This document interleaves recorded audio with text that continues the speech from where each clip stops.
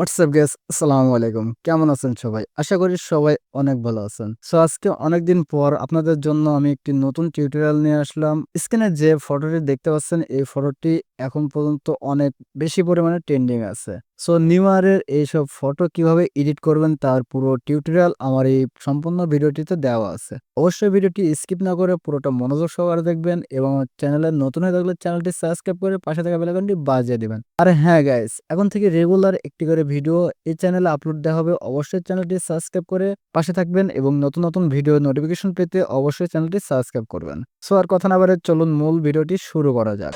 So প্রথমে আমাদের ফোনে একটি অ্যাপ্লিকেশন ডাউনলোড করতে হবে। অ্যাপ্লিকেশনটির নাম ফটোরুম। এই অ্যাপ্লিকেশনটি আপনারা প্লে স্টোরে গেলে অ্যাভেলেবেল পেয়ে যাবেন। সো ডাউনলোড করার পরে এটা ইনস্টল করবেন। ইনস্টল করার পরে সিম্পল ভাবে এটা ওপেন করবেন। ওপেন করার পর নিচে দেখুন স্টার্ট ফ্রম ফটো, এটার উপর ক্লিক করব। দেন এখান থেকে আমাদের পছন্দের ফটোটি সিলেক্ট করব। দেন সিলেক্ট করার পর অটোমেটিক ফটোর ব্যাকগ্রাউন্ডটি রিমুভ হয়ে যাবে। দেন এখানে দেখুন এআই ব্যাকগ্রাউন্ড নামের একটি অপশন আছে, এটার উপর ক্লিক করব।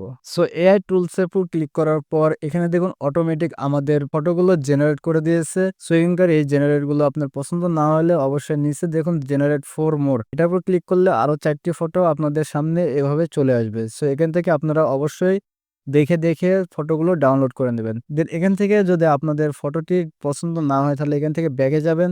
ব্যাকে যাওয়ার পরে এখান থেকে ক্রিয়েট এ ব্যাকগ্রাউন্ড এই অপশনটির উপর ক্লিক করব। দেন এখান থেকে ইমেজের উপর ক্লিক করব। দেন এখান থেকে সিলেক্ট অ্যান ইমেজ এটার উপর ক্লিক করব।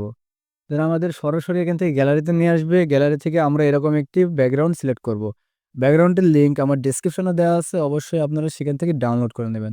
সো দেখুন এখানে ব্যাকগ্রাউন্ডটি সিলেক্ট করার পরে এখানে জেনারেট ফর মোর এটার উপর ক্লিক করে আরও এরকম 4টি ফটো আপনাদের প্রোভাইড করবে।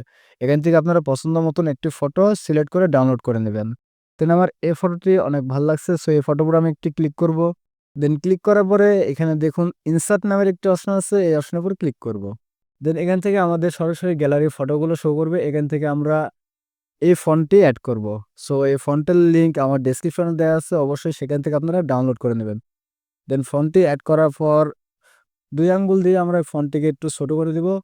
দেন ছোট করার পর আমরা পজিশন মতো আমাদের ফন্টটি বসিয়ে দিব। ওকে। দেন এখান থেকে ডানের উপর ক্লিক করব। এখান থেকে আবার ইনসার্টের উপর ক্লিক করব। দেন এখান থেকে আমরা একটি ব্ল্যাক শ্যাডো নিব। শ্যাডো লিঙ্কটা আমার ডেসক্রিপশনে দেওয়া আছে, অবশ্যই আপনারা সেখান থেকে ডাউনলোড করে নেবেন। দেন শ্যাডোটি অ্যাড করা কমপ্লিট হলে 2 আঙ্গুল দিয়ে এটাকে আমরা জুম করে দিব। দিয়ে আমরা পজিশন মতো এটাকে বসিয়ে দিব। সো আমাদের এই ফটোটি এডিট করা কমপ্লিট। এবার এটাকে ডান করে দিব।